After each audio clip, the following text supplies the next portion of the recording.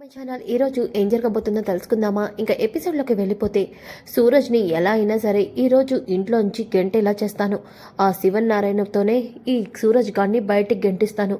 ఒరే సూరజ్, నాకు ఈ గతి పట్టించిన నిన్ను వదిలిపెట్టండ్రా అని చెప్పేసి పారిజాతం అయితే ఎవరికో ఫోన్ చేస్తుంది. ఇక పారిజాతం ఫోన్ చేయగానే అవతల వాళ్ళు ఇప్పుడే వస్తున్నాను అని చెప్పేసి అంటారు. ఒరే సూరజ్, ఇక నీ కథ ముగిసిపోయిందిలేరా, నువ్వు నా దృష్టిలో ఒక పిల్ల బాతువరా అని అనుకుంటూ ఉంటుంది. ఇంకా కాంచన దీపకైతే పట్టు చీరలు అలాగే బంగారం తాలిబొట్టు ఇస్తుంది. దాంతో ఒక్కసారిగా దీప చాలా ఎమోషనల్ అయిపోతుంది. ఇక కార్తీక్, అమ్మా ఇవన్నీ దీప కోసమేరా, రేపటి నుంచి నా కోడలు జోష్నా రెస్టారెంట్కి సీఈఓగా వెళ్తుంది. అలాంటప్పుడు దీప దర్జాగా ఉండాలి. అందుకే దీప కోసం ఈ పట్టు చీరలు అలాగే ఈ బంగారం గొలుసు కొన్నాను అని వెనకాలే ఇక కార్తీక్, అమ్మా ఇవన్నీ కొనడానికి చాలా డబ్బులు అవుతాయిగా, ఇంత డబ్బు నీకెక్కడిది అని కార్తీక్ అనగానే ఒక్కసారిగా కాంచన తడబడుతుంది. ఎందుకంటే ఆ డబ్బులన్నీ ఒకప్పుడు శ్రీధర్ తనకిచ్చిన డబ్బులు, వాటితోనే ఇవన్నీ కొంటది. ఇక ఆ మాట కాంచన చెప్పడానికి, అరే కార్తీక్ ఏంట్రా, అంటే ఇప్పుడు నేను ఇవన్నీ ఎలా కొన్నానో నీకు చెప్పాలా ఏంటి? అయినా నేను అత్తగారిగా దీపకి ఇస్తున్న బహుమతిది, ఇందులో ఏం తెలుసుకోవాలన్నా వీల్లేదు అని చెప్పేసి కాంచన, దీపానికి ఇవి నచ్చాయా? చాలా నచ్చాయి అత్తయ్య, నాకు మొదటిసారి నా అమ్మని చూస్తున్నట్టు అనిపిస్తుంది అని చెప్పేసి దీప ఎమోషనల్ అవుతుంది. ఇక కాంచన, సరే ఆలస్యం అవుతుంది, ఇవన్నీ నీ రూమ్లో పెట్టుకో, అలాగే రేపు ఈ తాళిబొట్టు వేసుకో, నేను కూడా పడుకోవడానికి వెళ్తున్నాను అని కాంచన అక్కడి నుంచి వెళ్ళిపోతుంది. ఇక కార్తీక్, దీప నేనేమన్నానని అమ్మకు అంత కోపం వచ్చింది?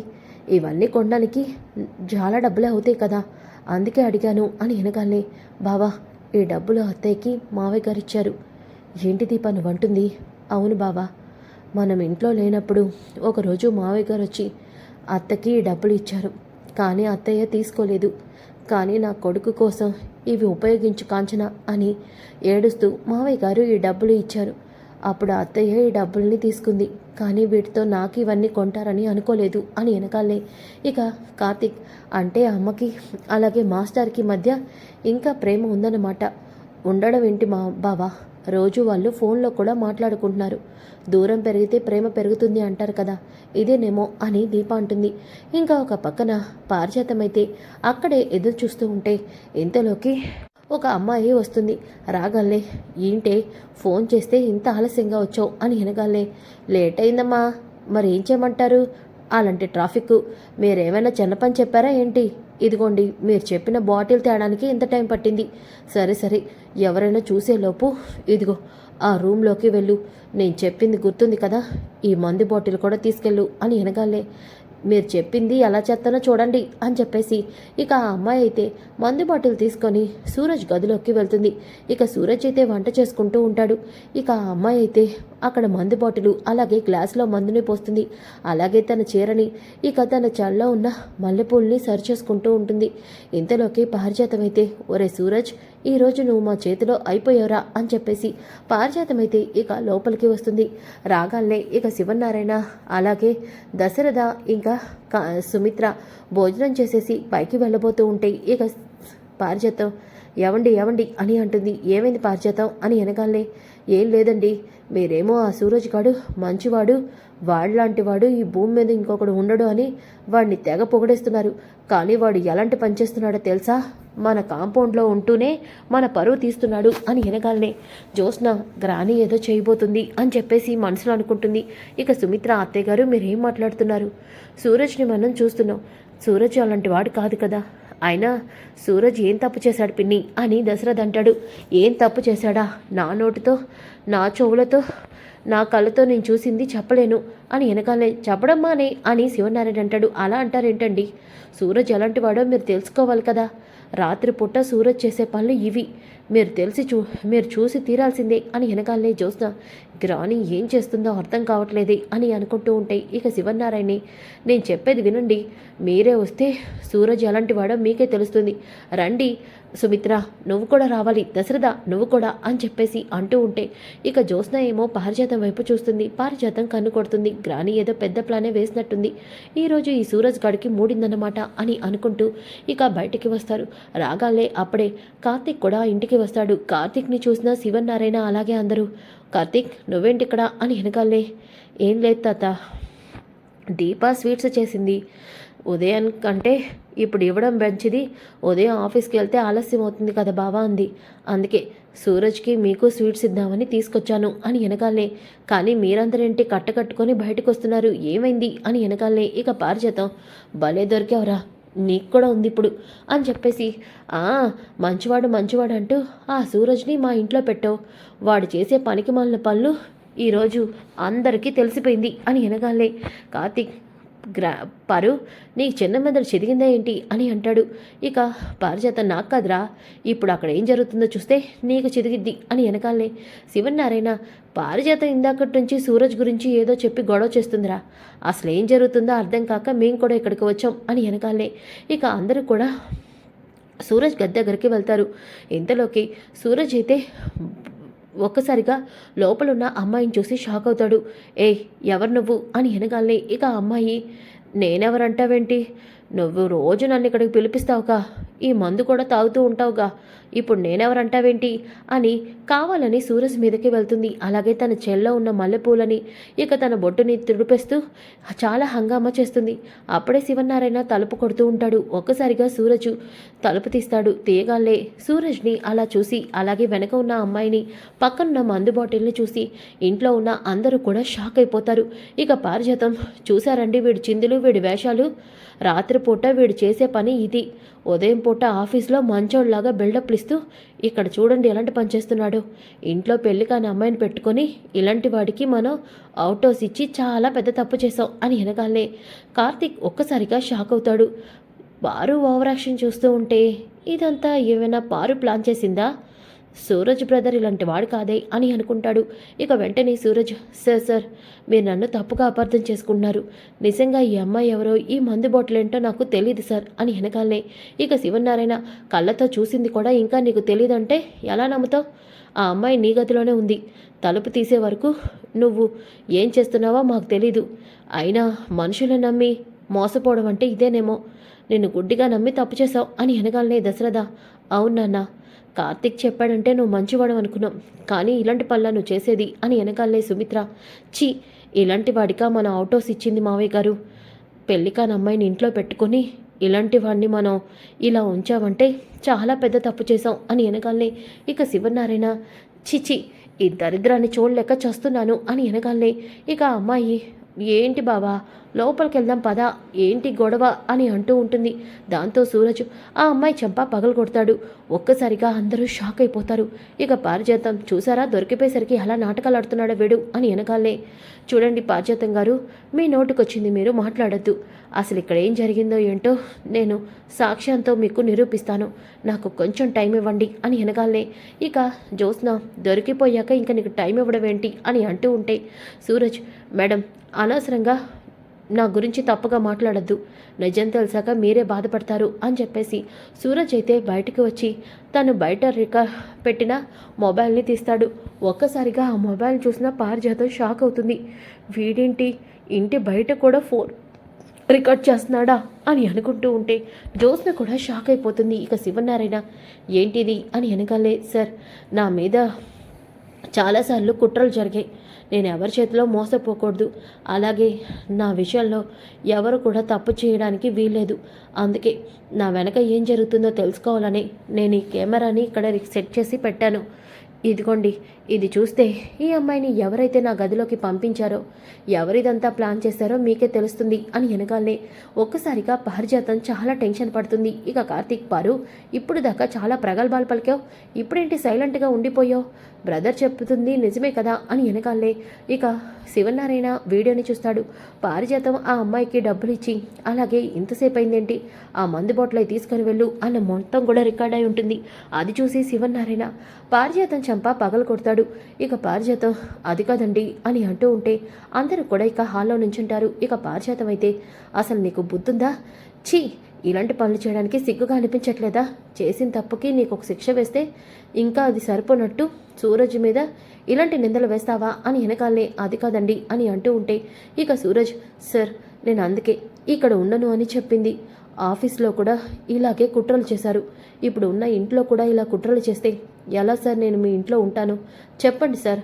అందుకే నా క్యారెక్టర్ని బ్యాడ్ చేసే ఈ ఇంట్లో నేను ఒక్క క్షణం కూడా ఉండను అని వెనకాలే సూరజ్, వీళ్ళు తప్పు చేస్తే నువ్వు వెళ్ళిపోవడం ఏంటి, నేను ఈ తప్పుని ఊరికే వదిలిపెట్టను అని వెనకాలే ఇక పారిచేతం, అది కాదండి, ఈ సూరజ్ గాడు మీ ముందు నాటకాలు ఆడుతున్నాడు, వీడి గురించి మీకు నిజం తెలీదు, వీడు మీ అందరి ముందు అమాయకుల్లాగా బిల్డప్ ఇస్తున్నాడు, కానీ మన జోష్న ముందు చెప్పింది అబద్ధమై ఉండొచ్చు, కానీ వీడు జోష్నకి ఐ లవ్ యూ చెప్తున్నాడు, జోష్నని ఎప్పటికప్పుడు ప్రేమిస్తున్నానంటూ వెంట పడుతున్నాడు, కావాలంటే జోష్నని కూడా అడగండి, వీడు నిజంగానే మంచోడు కాదు, వీడు పోకిరివాడు అని వెనగాలనే ఒక్కసారిగా ఇంట్లో వాళ్ళందరూ షాక్ అయిపోతారు. ఇక జోష్న కూడా, రాణి నన్ను ఇరికించినంటూనే ఇరికించేసావే, ఇప్పుడు నేనేం చేయాలి అని అనుకుంటూ ఉంటే ఒక్కసారిగా కార్తీక్, అమ్మో పారు పారు, ఎన్ని అబద్ధాలు చెప్తున్నావు, సూరజ్ లాంటి మంచి కుర్రోడ్ని ఇప్పుడేమో తప్పుగా చెప్పావు, ఇప్పుడేమో పెద్ద మేడంకి లైన్ ఇస్తున్నాడంటే అబద్ధాలు చెప్తావా అని అనగానే ఇక పారిచేతం, లేదు కావాలంటే జోష్నని కూడా అడగండి, జోష్నే చెప్తుంది అని అంటూ ఉంటే ఒక్కసారిగా ఇక శివనారాయణ జోష్న అని అనగానే ఇక అక్కడున్న సూరజ్, సార్ జోష్నాని అడిగే బదులు నన్నే అడగండి, నేనే చెప్తాను అని అనగానే, అది కాదు సూరజ్, పారిజాతం నీ మీద నిందలు వేయడం మాకెవరికీ ఇష్టం లేదు, ఇప్పుడు జోష్నని అడుగుతుంది కూడా నీ నిజాయితీని తెలుసుకోవడం కోసమే, లేదు సార్, మీరు జోష్న మేడాన్ని అడగాల్సిన అవసరం లేదు, దీనికి సమాధానం నేనే చెప్తాను, పారిజాతం గారు చెప్పింది నిజమే, నిజంగానే జోష్నకి నేను ఐ లవ్ యూ చెప్పాను అని అనగానే ఇంట్లో వాళ్ళందరూ కూడా షాక్ అయిపోతారు.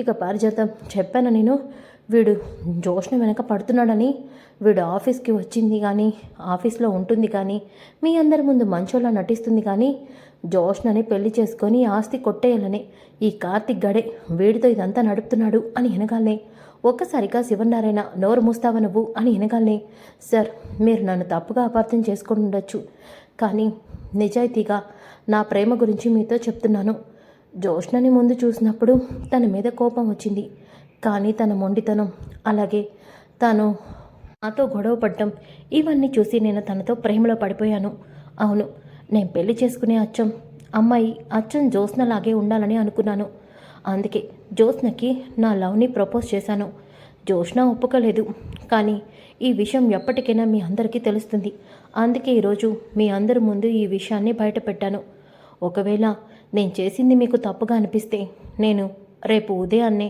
ఇల్లు ఖాళీ చేసి అలాగే ఆఫీస్లో కూడా ఉండకుండా వెళ్ళిపోతాను, ఇక నన్ను క్షమించండి సార్ అని అనగానే శివనారాయణ, చూడు సూరజ్, నీ మనసులోని మాట నువ్వు చెప్పావు, కానీ ఆలోచించుకోవడానికి మాకు కూడా టైం కావాలి కదా, మా నిర్ణయం రేపు ఉదయం చెప్తాము, నువ్వు వెళ్ళి నీ రూమ్లో రెస్ట్ తీసుకో, పారిజాతం నీకు ఈ మధ్య చాలా పక్క పనులు ఎక్కువైనాయి, అది కాదండి, నా వల్ల మీకు నిజం తెలిసింది కదా, అవునవును నీ వల్ల ఒక నిజం తెలిసింది కాబట్టి ఈ తప్పును నేను క్షమిస్తున్నాను, కార్తీక్ నువ్వు వచ్చిన పని కూడా అయిపోయింది కదా, ఇక వెళ్ళు, అలాగే నువ్వు వచ్చే ముందు ఒకసారి కాంచనని దీపని కూడా తీసుకొని ఇక్కడికి రా, ఆ తర్వాత ఆఫీస్కి వెళ్తురా, సరే సార్, సరే మావయ్య అంటూ కార్తీక్ అక్కడి నుంచి వెళ్ళిపోతాడు.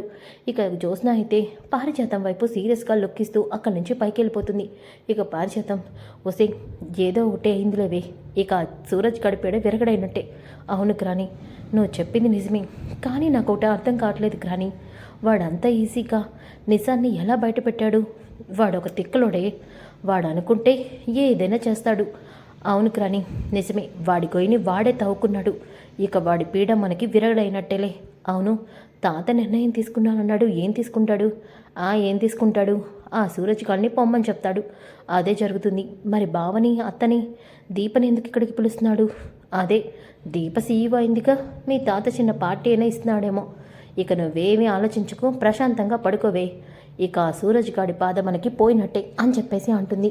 ఇంకా ఒక పక్కన కార్తీక్ జరిగిందంతా దీపతో చెప్తాడు.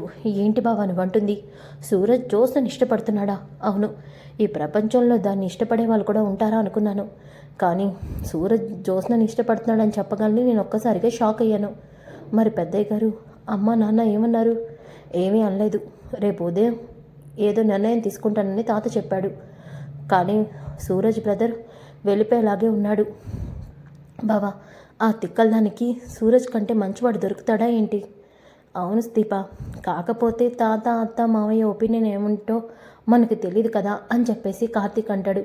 ఇక ఉదయం అవుతుంది. ఉదయమైన తర్వాత శివనారాయణ అలాగే దశరథ సుమిత్ర అందరూ కూడా హాల్లో ఉంటారు. ఇక కాంచన దీప కార్తీక్ కూడా ఇంటికి వస్తారు. ఇక కాంచన, ఏంటి నాన్న ఉండపాలంగా మమ్మల్ని ఇక్కడికి రమ్మని చెప్పావని కార్తీక్ చెప్పాడు, ఏం జరిగింది అని వెనకాలనే పారిజాతం అలా వస్తుంది. పారిజాతాన్ని చూసిన కాంచన, పిన్ని నువ్వు మొదట్లో ఇలాగే ఉండేదానివి కదా, అచ్చం ఆ రోజులు నాకు గుర్తొస్తున్నాయి అని వెనకాలనే, ఏం చేస్తావమ్మా అంతా నీ కొడుకు మహిమ అని చెప్పేసి అంటుంది. ఇక శివనారాయణ, కాంచన నీ కోడలికి ఈ పట్టు చీర ఇది నువ్వే బహుమతి ఇచ్చావంట కదా అని చెప్పేసి సుమిత్ర అంటుంది. అవును వదిన, ఎలా ఉంది నా కోడలు, పుత్రుడి బొమ్మలాగా బంగారం బొమ్మలాగా ఉంది అని చెప్పేసి అనగాలే ఒక్కసారిగా పారిజాతం, నన్ను పని మనిషిని చేసి నీ పిల్లాన్ని ఓనర్ని చేసావు కదరా అని చెప్పేసి అనుకుంటూ ఉంటుంది. ఇంతలోకి కాంచన, నాన్న ఇంతకీ మమ్మల్ని పిలిచిన విషయం గురించి చెప్పనే లేదు అని అంటూ ఉంటే అప్పుడే సూరజ్ లగేజ్ బ్యాగ్ తీసుకొని వస్తాడు. సార్ నేను ఇక్కడి నుంచి వెళ్ళిపోతున్నాను, ఇక మీకు నాకు ఎటువంటి సంబంధం లేదు అని అనగానే, సూరజ్ నీ నిర్ణయం నువ్వు తీసుకున్నావు, మరి మా నిర్ణయం కూడా వినాలి కదా, వినకుండానే వెళ్ళిపోవడం ఏంటి అని అనగానే, కాంచన అదేంటి సూరజ్ వెళ్ళిపోవడం ఏంటి నాన్న అని అనగానే, కాంచన మీ అందరికీ ఒక ఈ విషయం చెప్దామని మిమ్మల్ని అందరినీ హాల్లో పిలిపించాను. చూడండి, సూరజ్ జోష్నని ఇష్టపడుతున్నాడని రాత్రి మా అందరితో చెప్పాడు. దానికోసం మేం కూడా ఆలోచించి ఒక నిర్ణయం తీసుకున్నాం అని వెనకాలనే సుమిత్ర దశరథ అవునని అంటాడు. దాంతో జోష్న, తాత ఇప్పుడు ఏం చెప్పబోతున్నాడు అని అనుకుంటూ ఉంటే, బాగా ఆలోచించాక మాకు కూడా ఒక నిర్ణయం తీసుకున్నాం. సూరజ్ కంటే మంచివాడు జోష్నకి దొరకడు. ఎందుకంటే జోష్నని అర్థం చేసుకున్నంత సూరజ్ అర్థం చేసుకున్నంత ఎవరు కూడా అర్థం చేసుకోరు. అందుకే సూరజ్ని జోస్నకిచ్చి పెళ్లి చేయాలనుకుంటున్నాం అని వెనకాలనే ఒక్కసారిగా జోస్న, పారిజాతం, దీప, కార్తీక్ షాక్ అయిపోతారు. ఇక కార్తీక్, తాత సూపర్, నువ్వు ఆలోచించిన విధానం ఎక్సలెంట్ అని అనగానే ఇక జోస్న, నాకు ఇది ఇష్టం లేదు అని అనబోతూ ఒక్కసారిగా సుమిత్ర వైపు చూస్తుంది. ఇక సుమిత్ర, మావయ్య గారు చెప్పింది మావయ్య గారి నిర్ణయం కాదు, అది మా అందరి నిర్ణయం. అవును, సూరజ్ ఎలాంటివాడో మా కంటితో మేము చూసాం. అందుకే సూరజ్ కంటే గొప్పవాడు జోష్నకి రాడని అనిపించింది. అందుకే మేమందరం కలిసి సూరజ్ని జోష్నకిచ్చి పెళ్లి చేయాలనుకున్నాం. అందుకు ఈ పెళ్లికి కారణం పిన్ని అత్తయ్య గారు కనుక ఆ పని చేయకపోయి ఉంటే సూరజ్ తన మనసులోని మాట బయట పెట్టేవాడు కాదు, ఈరోజు మేము నిర్ణయం తీసుకునే వాళ్ళం కాదు అని వెనకాలనే జోష్న ఉగ్రోని నా కొంప ముంచావు. ఇప్పుడు నేను నో చెప్పలేను, అలా నేను నో చెప్తే అందరూ నన్ను ఫోన్ని చూసినట్టు చూస్తారు. ఇప్పుడు నా పరిస్థితి ఎలా ఉందంటే అని జోస్న ఇక సీరియస్గా ఉంటే, ఇంతలోకి కాంచన, మీరందరూ నిర్ణయం తీసుకున్నారు బాగానే ఉంది నాన్న, కానీ అసలైంది ఏమీ మాట్లాడట్లేదు కదా, ఈ పెళ్లికి సంబంధం కూడా చెడగొట్టడానికి ఏదో ఒకటి చేస్తుంది, అందుకే ముందు దాని నిర్ణయం తీసుకోండి అని వెనకాలే, వదిన ఇందులో జోస్న నిర్ణయం తీసుకోవాల్సిన అవసరం లేదు. అవును, నిర్ణయం తీసుకునే అర్హత జోష్న కోల్పోయింది అని వెనకాలనే ఒక్కసారిగా పారిజాతం, అది కాదు సుమిత్ర, ఎంతైనా పెళ్ళి కదా, ఒక్కసారి జోష్నను అడగచ్చు కదా అని అంటూ ఉంటే, గ్రాని అడగాల్సిన అవసరం లేదు. అవును, ఇప్పటి వరకు నా వాళ్ళు ఏం చెప్పినా నేను వాళ్ళ మాటని వినలేదు, తప్పుడు నిర్ణయాలు తీసుకుంటూనే ఉన్నాను. అందుకే పెళ్లి విషయంలో మాత్రం నేను ఏ నిర్ణయం తీసుకోవాలని అనుకోవట్లేదు, నిర్ణయం వాళ్ళకే వదిలేస్తున్నాను. మమ్మీ, డాడీ, తాత, సూరజ్ నాకు కరెక్ట్ అనుకుంటే మీరన్నట్టుగానే నేను సూరజ్ని పెళ్లి చేసుకుంటాను అని అంటుంది.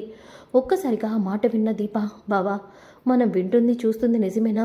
నిజమే మరదలా, నమ్మలేకపోతున్నాను. పెద్ద మేడం పెళ్లి చేసుకుంటున్నారు, ఇక మన బాధ్యత తీరిపోయినట్టే అని అంటూ ఉంటాడు.